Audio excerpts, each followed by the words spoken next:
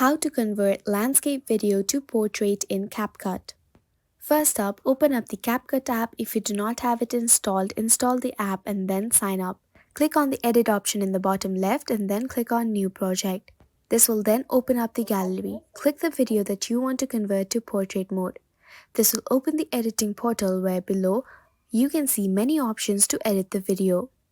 Here, click on an option called aspect ratio as you can see on the screen. After clicking on the option, it will show you a bunch of options of different kinds of dimensions of a video. Click on the second one, that is 9:16, and this will convert your landscape video to portrait mode as you can see on the screen. You can also further enhance the video by different kinds of editing tools. Then click on the top right export option that you can see, then click on save to device option. This will then export your video to your gallery, and this is how you can easily convert your landscape video into portrait mode. We hope this tutorial helped you. Thank you for watching and subscribe to our channel for more such videos.